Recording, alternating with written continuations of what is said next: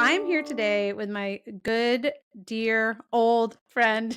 He's not old, but we've been friends a long time. I don't Corey know, Amy Widmer. Julia. I think we're both old. No. I am starting to feel old. When you get to the end of your 40s, it does kind of feel that way. Yeah. So, my dear old good friend, Corey Widmer, who is the pastor of a large church in Richmond, Virginia. And we are talking, today is Wednesday, October 30th. Usually my podcast interviews don't really matter when they happen in time, but this does kind of matter because we are talking within a few days of the US presidential election. And we're going to get to that in a minute. This podcast is going to release on November 5th, Tuesday, November 5th, which is the day of the election. So, Corey, I wanted to start, though, before we talk about politics and faith and the election. Will you just tell us a little bit about who you are and also about Third Church? I just think getting some background on your congregation could be helpful too. Yeah, sure. I'm so grateful to be here with you, Amy Julia. It's so wonderful to have known you for so long and your dear husband, who's one of my best friends. So I'm happy to be here with you. So I am, like you mentioned, a Presbyterian pastor. I've actually been at this church for almost 20 years. I started as an associate pastor, then I was a church planter of this church, started a multiracial church in another part of Richmond, and I've been back at this church as the senior pastor for 10 years. So I've really been privileged to be in a single geographic area for a really long time, and I feel like that's a big part of who I am as a pastor. I don't feel like I'm just a pastor of a church. I feel like I'm also a pastor in a place, Richmond, Virginia, which has all of its history and wounds and both goodness and scars. So I'm grateful for that. Third itself is depending on where you live, it could be a medium or even a small church. Probably where in Connecticut, it would be a large church. Yes. It's very large. we have about 1,000 people on a Sunday. And we're a Presbyterian church that is also, I would say, within the kind of maybe the broadly Reformed tradition. We're mostly white, upper middle class congregation, but there is a whole lot of generational diversity, lots of social diversity, and lots of political diversity. And we also have a really, really strong partner congregation that is an Arabic speaking congregation that we're very close to, and we do our youth groups are together, and we do every Wednesday evening, we do a really large immigrant and refugee tutoring ministry together. So a lot of our imagination has been shaped, especially by this immigrant and refugee community. So that's a big part of who we are as well. We recently, this fall, did a class on politics on the election. Really was more about formation, more about what the kind of people we're called to be in the midst of this contentious time, rather than how you should vote. Which I think is partly why I'm with you on this call right now. Right. Because one of your friends and also my friend and I, named Heidi, taught that class together. Yeah. And so we're really seeking, I think, for the last few years, really, especially since COVID, and I can say more about that in a moment, to really take seriously the formation of our people, not just the things that we believe in our heads, but also what kind of people we're deeply formed to be as what we would say are, as followers of Jesus and his way, his countercultural, inverted way of calling us to live in this world. Yeah. And so maybe that actually leads to my next question. So you, as you mentioned, taught this class kind of in anticipation of the upcoming election, right? About political engagement and formation. You also started a sermon series, which I think is going to go through the whole Sermon on the Mount, but it's really been focused on the Beatitudes, which some listeners might remember. At the very beginning of this season, I talked to a pastor named Rich Viotis about the Sermon on the Mount, which is Matthew 5-7, Jesus's longest and most famous set of teachings, really. But it begins with these blessings. Blessed are the poor in spirit, blessed are the meek. And I'm just curious if you also saw the Sermon on the Mount as a way to talk about issues related to the upcoming election. Like, was the timing of that intentional as well? Yes, it was. And I'm so happy you noticed that. uh, No. I've been thinking about that for a couple of years, and actually, it was about 2 or 3 years ago that I thought, there's going to be an election in the fall of Huh. 2024. Really want to do the Sermon on the Mount. Part of the reason for that was because, I mean, the 2020, 2021 years were very tough for us Yeah. as a church. We had a lot of the same conflicts and divisions in our church that we see in the broader society. Um, but they weren't just disagreements about content, about issues of politics or race.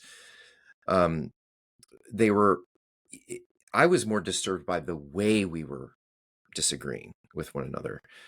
There was tremendous challenge in actually having dialogue at all. Someone would bring up a challenging issue about race or politics, and there was often an immediate backlash, decrying one side or the other, accusing someone of, whether it's wokeism or cultural Marxism Hmm. or being, on the other side, being not caring about the vulnerable, whatever. It was highly unproductive dialogue. And I saw this in my own congregation, and on a broader level, I was extremely distressed by what I saw as uncharitable and even downright mean-spirited attitudes among Christians, especially in the way that they were responding to people that they disagreed with. Yeah. Um, and so I think myself, along with many other pastors I know, were really disturbed by what we saw as a fundamental lack of Christian formation and Christian character, that the crises of COVID and the political polarization and the murder of George Floyd and all these things evoked. And it caused us as a church to want to take Christian formation and discipleship much more seriously. We sort of realized, wow, um, we might have a lot of Bible knowledge as a church, but we got to do some deeper work about the formation of our hearts and our character and our virtue. So we landed on the Sermon on the Mount really as Jesus' teaching reveals a way of life and a calling that is completely subversive of Hmm. our culture's power dynamics. And rather than championing things like winning out over your enemy, Jesus is calling us to meekness and humility, calling us to radically countercultural actions like loving our neighbor. Jesus is calling us to a completely different approach to life than the rhetoric and the behavior that we see modeled in our political culture right now. Um, and, rather than this sort of fear driven, opposition centered politics that vilifies the enemy, Jesus calls his people to this way of life that is deeply grounded in trust in the Father's care, in God's care, and is oriented towards self-giving love towards neighbors and even enemies. So it's just a completely different way of behaving publicly in a society. So I did really feel like it was a strategic time to teach it. Yeah, and I'm so struck by the idea of like a way of being in the world, which I think is something we talk a lot about on this podcast, both through the lens of disability, but also through the lens of faith and faith in Jesus. And I'm thinking about like when I was in college, I felt like I ran in what I would now probably be called like evangelical Christian circles, although that didn't have quite the same uh connotation as it does today, but more conservative like Christian circles. And there was a sense of like there's only one way to vote. Like Hmm.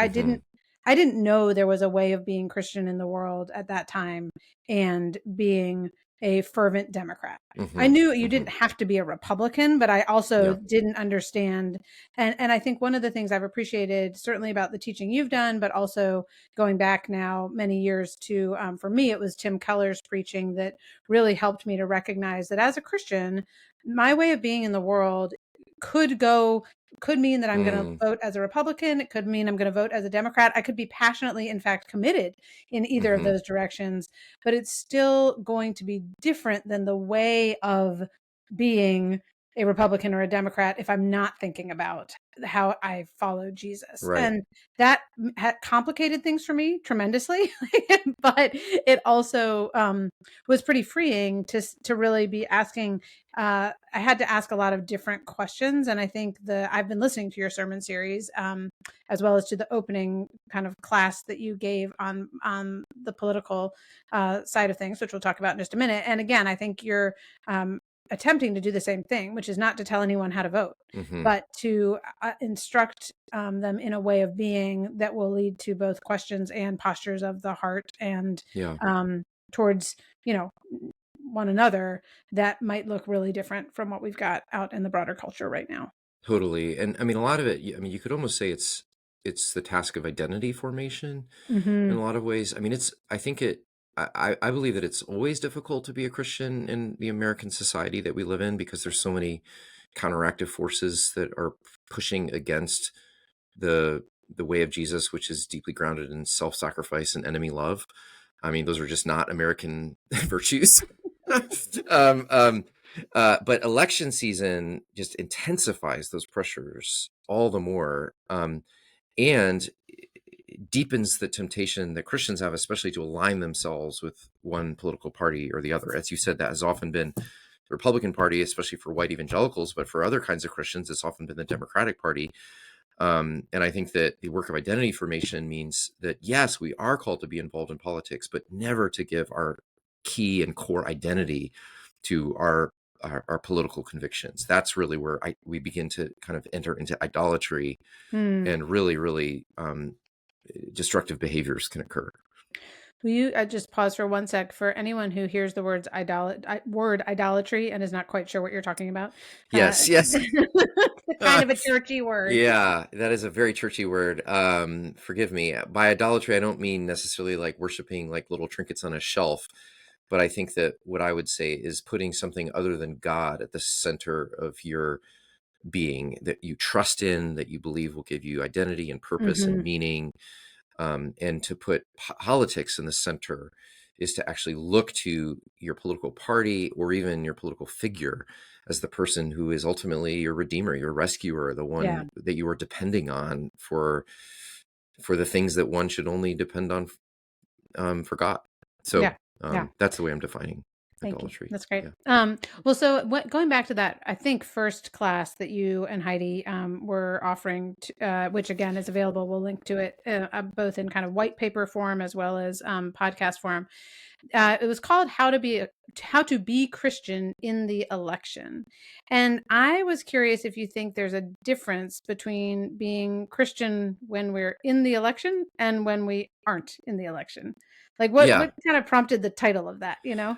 Well, the title, we kind of stole the title from the AND campaign, and we actually used the AND campaign, which I highly Hmm. recommend, and maybe you can put that in the show Yeah, we'll notes put that in the show note because too. the AND campaign is fantastic, and they've been doing really great work, and we depended on a lot of their curriculum for the framework of our class. Hmm. Um, but yeah, as I kind of said previously, I do think that what's different about the election season, especially because politics has become so um, dominant in our society as almost the primary way that everyone understands power to function in our culture, that Christians especially are susceptible to the temptation of believing that in the election season because it's becomes the water that we're swimming in. um, we can begin to align ourselves with political power and political identity, and even begin to sort of deposit our hopes for our future, for the hopes of our country, for the hopes of our personhood, on the political leaders that are being touted to us. So, even though I think we're the challenge of being a Christian is always there, whether you're in election season or not, I do think that election season intensifies the temptations in a unique way. Well, so let's speak about that a little bit. Like, where do you feel like Christians have gone wrong when it comes to like elections and politics? And are there like ways that we are kind of tempted to behave? Obviously, you've said idolatry being one, which I think is Yeah, important and yeah. significant. But I'm also thinking just about those more like I'm thinking about the interpersonal ways of being. Hmm. Hmm. But I'm curious if you have, yeah, examples like that or Yeah, some other.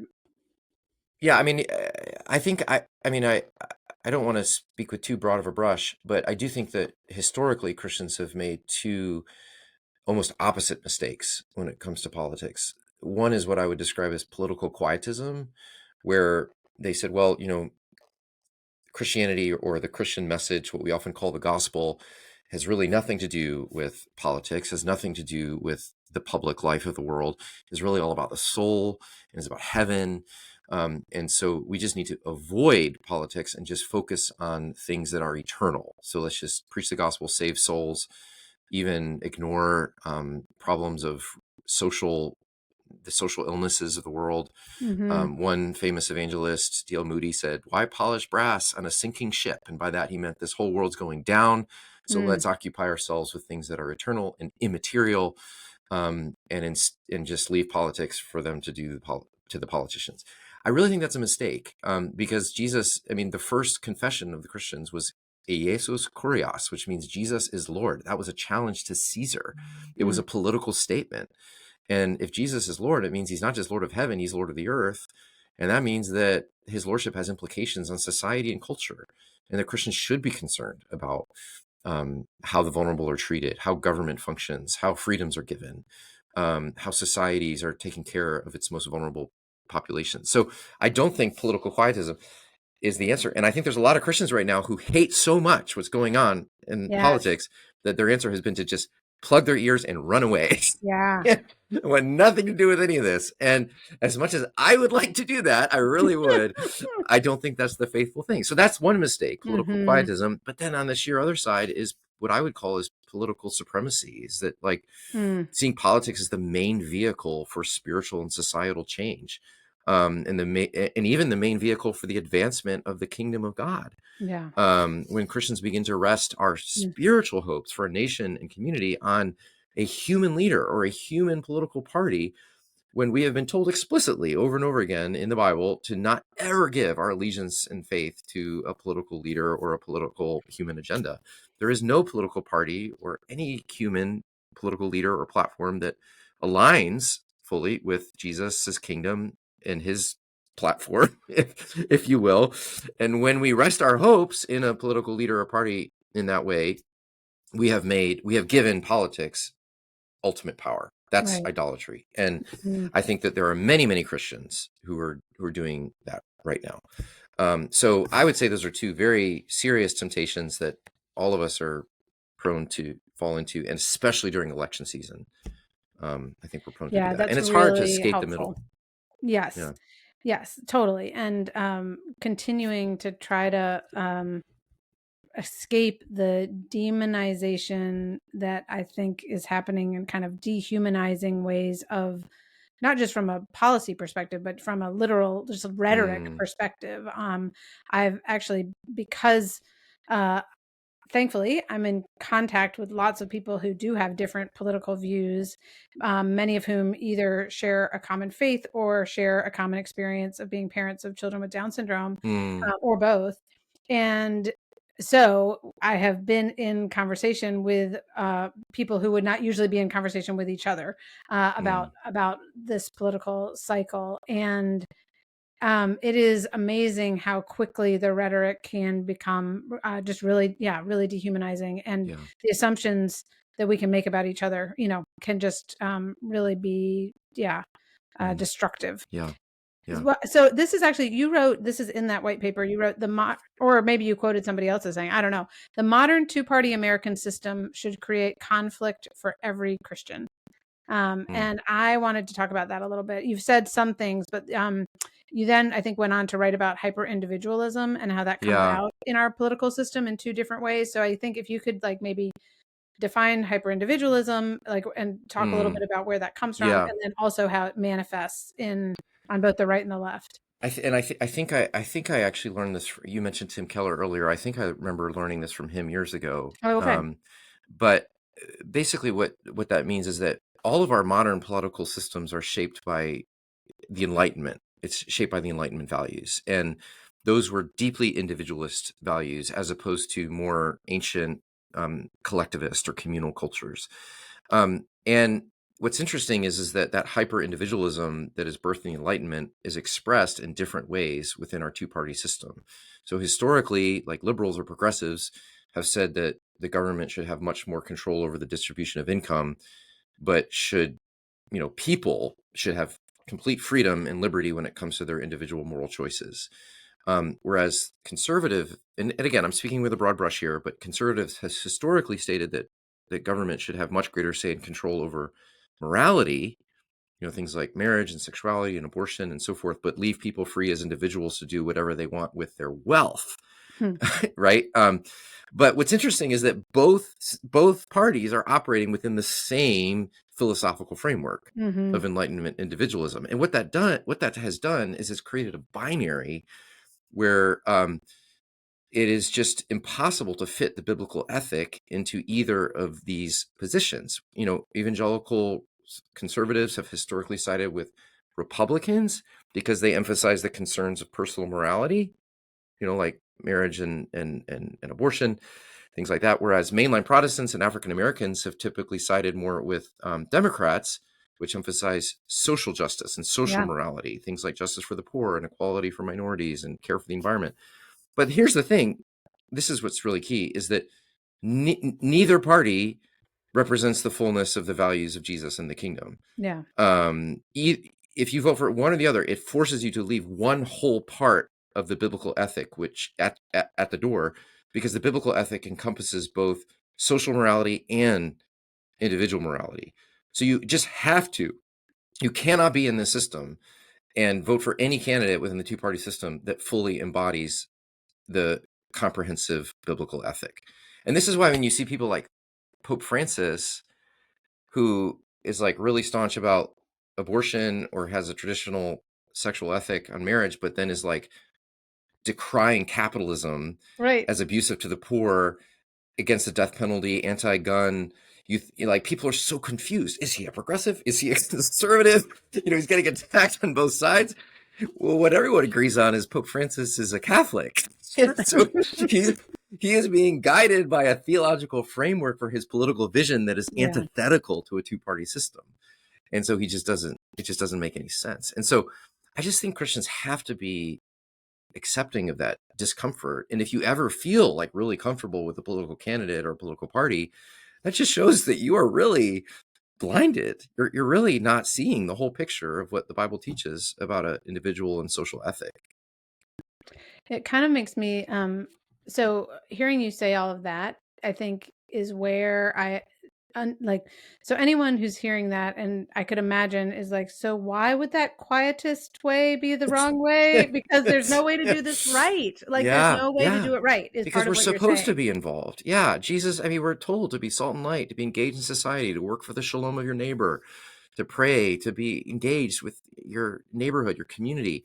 Politics is actually one of many ways you can love your neighbor. So we have to be involved.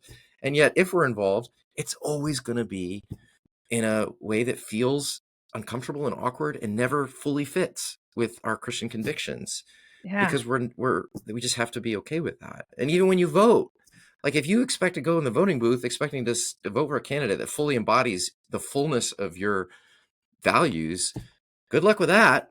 I mean, Right. this is why Stanley Hauer says the first thing you should do after you vote is get on your knees and confess your sins. Because you have just voted for someone that does not fully embody the values of Jesus. Mm-hmm. And sometimes I think Christians get a little confused about that, and can even start to manipulate their ideas about a candidate to comport them to their Christian values, when in reality, no candidate can do that. They start to justify the platform of a candidate, say, see how Right. Christian he is, or see how Christian she is, when actually that's just not the case. And it's silly to try to do that, because you will never be able to vote a candidate with comports with the Christian worldview. It seems like that's also might be part of where like our trouble with seeing politics as a kind of by definition compromise, like a place of compromise. Yeah.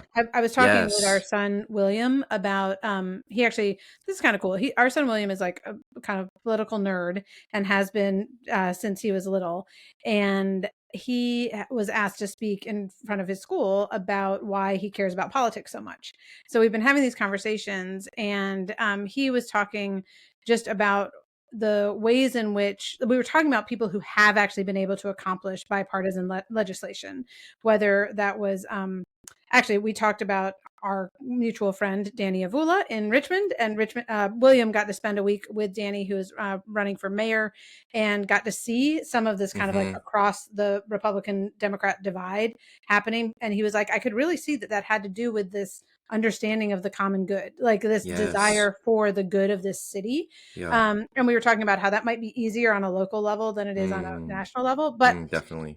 I guess my point is just that I do see there being so much idealism that can go into our politics that it makes us hard to understand how, and we could vote for anyone who's not perfectly conforming to that ideal, and how we certainly can't accept any sort of compromise Right. on legislation Right. because it does not conform perfectly to that ideal, when actually and I guess, again, this kind of perhaps Christian vision that can be idealistic when it comes to face with the reality of, yeah, well, you're not going to get everything you want, Yeah. and it's not going to be perfect. I I don't know. I think that is A, what can make people want to walk away, B, make people want to justify and not really attend to the ways it's never going to be perfect. What I hear you saying is like that a healthy democracy is built on compromise and persuasion, Yeah. and being willing to kind of meet in the middle and work together,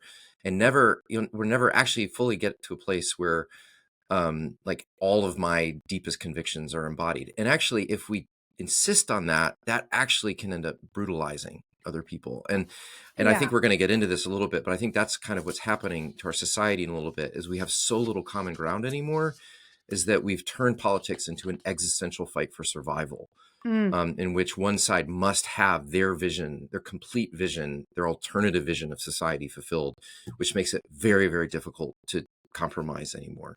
Yeah, I really appreciate the way you put that. And I remembered my third point, which was humility.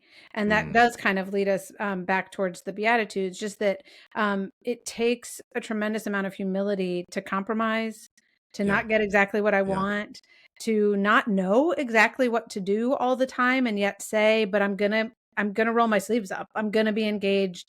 I believe this is a way to participate in loving my neighbor, even if imperfectly. So I'm curious, like, as you think about all of the things we've just talked about, um, and again, without telling anyone how to vote, how should individuals respond? Like, what do you want to see from your congregation as people go into election day, but also as we kind of navigate political issues more broadly as a society? Yeah.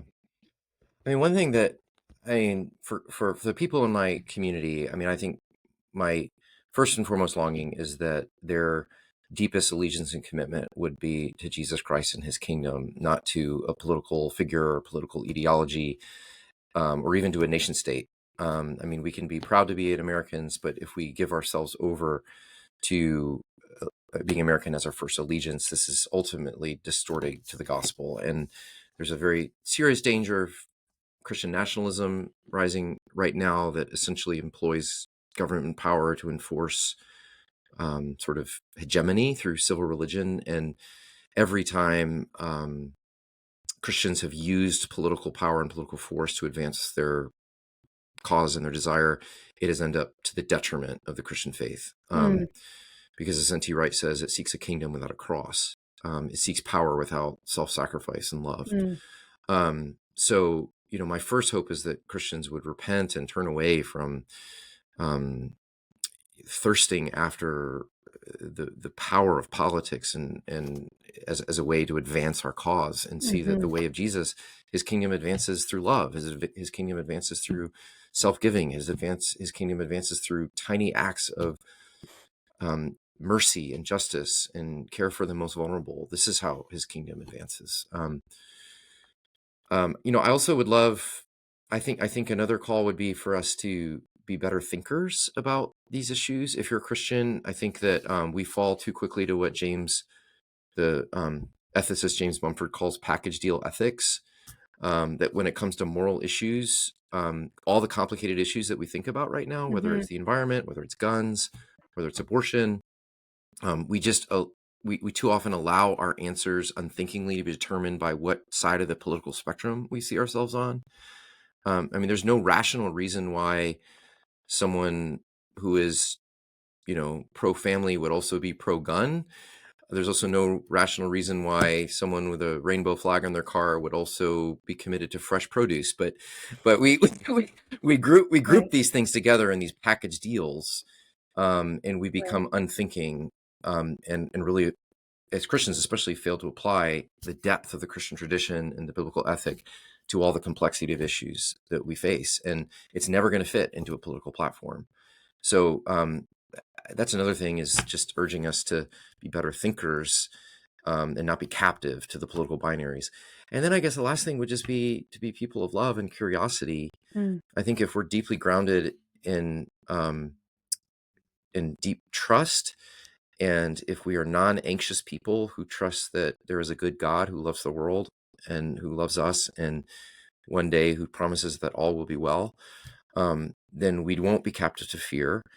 And when we're fearful, we're terrible listeners. We're not curious, and we tend to want to take control. But if we can practice being not fearful and not anxious and deeply trusting instead in a God who loves us, knowing that we're the deeply beloved ones, then we're free to be curious, to really understand people who think differently than we do. We're free to dialogue with those that we disagree with. Mm. We're free to compromise. We're free to take a risk. We're free to extend our hand to people that we might see as enemies. I mean, all of this is born out of knowing that we're loved, and knowing that we can trust that God is good, and that Mm. He's good to us in our world. So I am struck just even in hearing you talk about the historical situation of the early church that had like essentially zero, if not yeah, like the opposite of, yeah, I mean, whatever yeah, negative political yeah, power is, yeah. and yet they're following the way of Jesus ultimately It was really, transformative. yeah, Yeah, of the political system and certainly of the situation for the most vulnerable. yeah. I want to turn just in kind of the last, I don't know, 10 or so minutes of this conversation, 10 or 15 minutes, up to the Beatitudes, Mm. because I do think they tie together the way of Jesus um, with what we're talking about. And so I'm wondering if you could just remind us of like what the Beatitudes are, because people may not know. And then we'll talk a little bit about how that might give us, especially for those of us who are finding ourselves in that place of like, I don't want to be in this polarized political place, and so I'm tempted to just run away, how Mm. that might give us a way forward. So yeah, can you remind us of the Beatitudes? Yeah. Yeah. So the Sermon on the Mount, like you said earlier, Amy Julia, is Jesus's most famous teaching. It was probably a collection of teachings that Matthew kind of archived and curated and put together, that Jesus kind of taught in different settings at different times. But it's grouped together in 3 chapters: Matthew 5, 6, and 7. And it's grouped into 3 distinct parts: an introduction, a center, and then a conclusion. And the Beatitudes are the introduction to the Yeah. Sermon on the Mount. It's chapter 5, verses 1 through 12. And Jesus makes several sayings that are quite famous, where he says things like, "Blessed are the poor in spirit, for theirs is the kingdom of heaven. Blessed are those who mourn, for they will be comforted. Blessed are the meek, for they will inherit the earth." There's 9 of them, actually. And he's really operating almost in the position of a wisdom teacher here.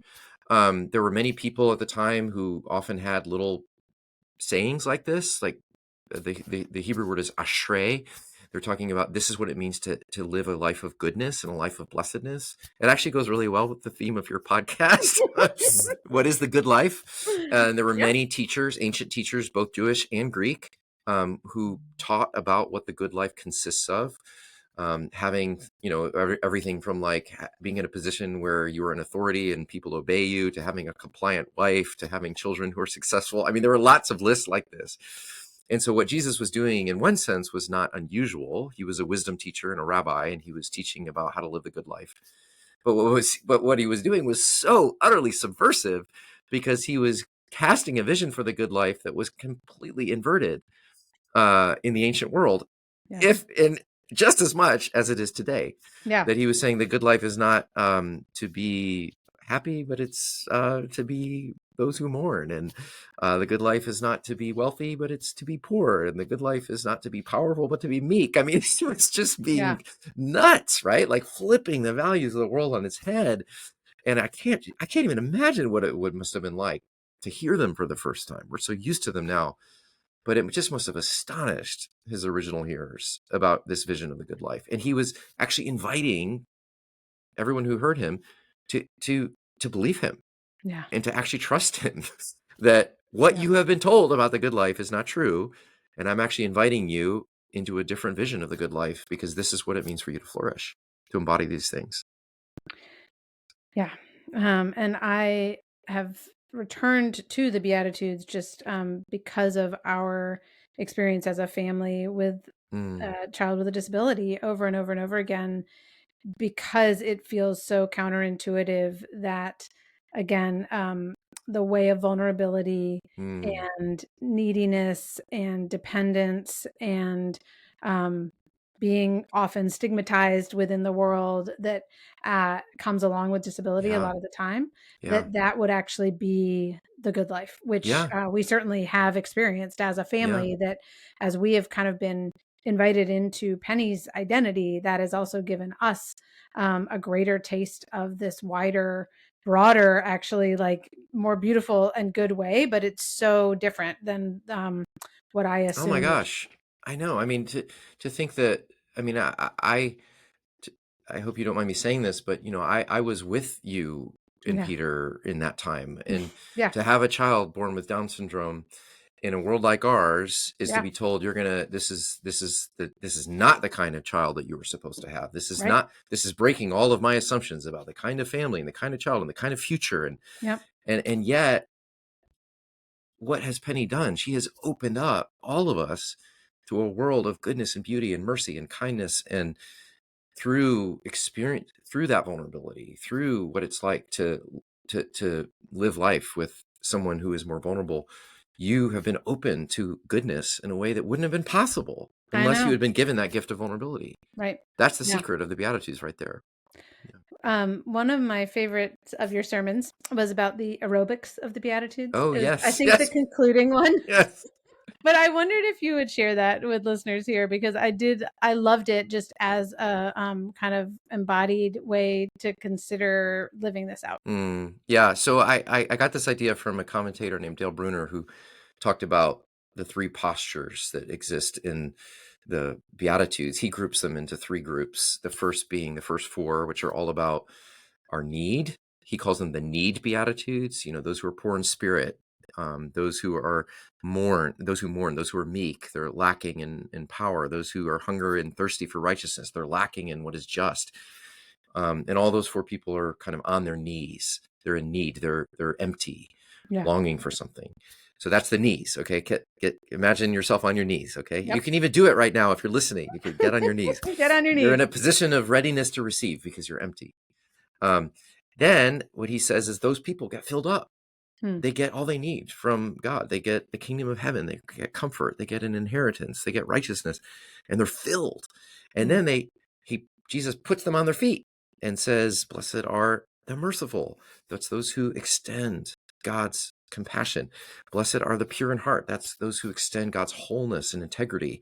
Blessed are the peacemakers. That's those who take fractured things and put them back together again. So what do we do when we get filled up? We get on our feet and then we start extending God's mercy, justice, and compassion to the world. That's the second group. And then the third group, Jesus gets real dark. He says, "Blessed are those who are persecuted. Blessed are you when people insult you and persecute you and say bad stuff about you. Rejoice and be glad." Hmm. Again, pretty counterintuitive, but Jesus is basically saying, if you do all these things, if you try to advocate for the poor, if you seek to be a vehicle of mercy, if you try to mend broken things and get in the middle of conflict and people who are deeply divided and you try to bring healing, you're going to get knocked down. Yeah. People aren't going to like it. You're going to get you're going to get thrown down on your back. And so that's the movement, is on your knees, on your feet, on your back.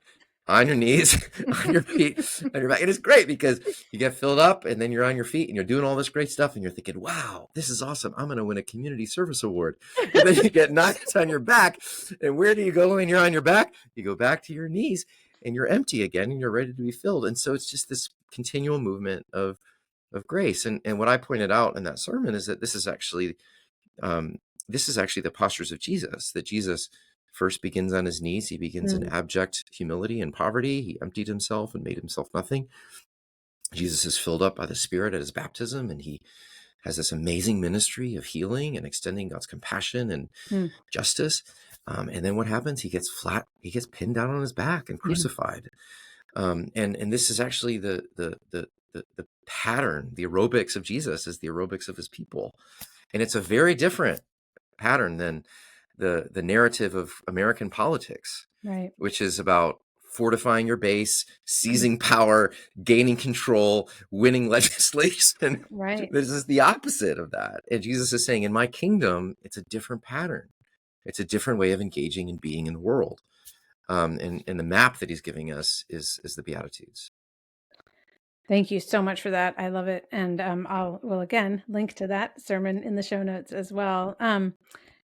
I mentioned this at the beginning that we're talking a few days before the election, but this conversation will air the day of the election. Mm, And we know right now that we don't know who's going to win this election.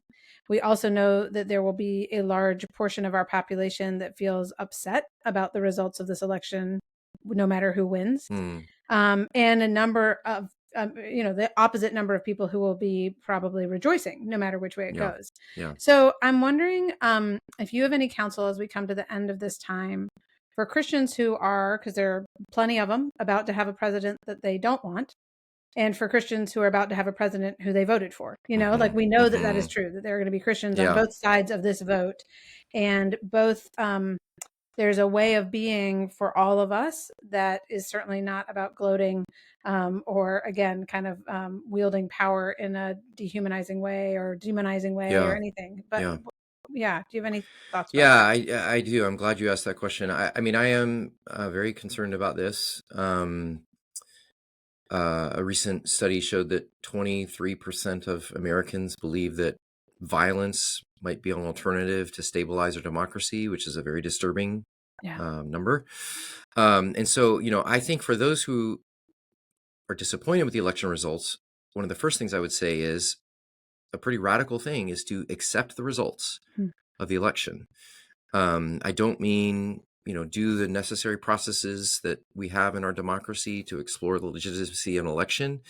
But at some point, actually being a faithful follower of Jesus who loves our neighbor is to participate in the mechanics of democracy. And that sometimes means accepting results that you're not happy with. Mm-hmm. Because in democracy, political disappointment is always better than having your own despot in Hmm. power.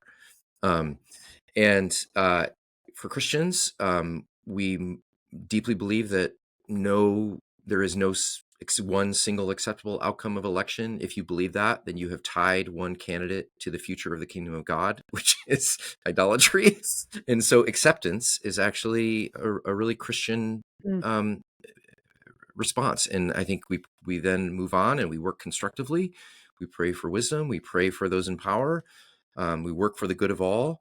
Our main call in life has not changed, which is to follow Jesus in the pattern that he's laid out in the Beatitudes and the Sermon on the Mount, continuing to love and serve our neighbor, and ultimately to hold our leaders accountable to what we see as the way of justice. For those who are happy with the election results, I would remind them um, that they are still called to be part of the loyal opposition. Hmm. There will be things in the days ahead that you just need to remember that the person that you voted for, that you're excited about, is not someone who is always going to perfectly embody the values of Jesus, and is not always going to be um, uh, doing things that are aligned with um, God's vision for life. Um, there may be things that happen that are good. There may be things that happen that are really bad, that denigrate Hmm. life, that distort the image of God, that neglect justice, that neglect compassion.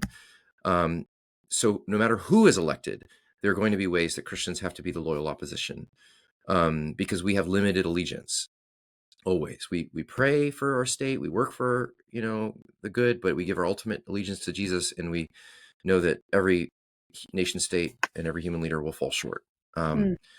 so I hope that we can embody that. It's a tall order in our current political environment right now, but ultimately, I think it's embodying the way of love.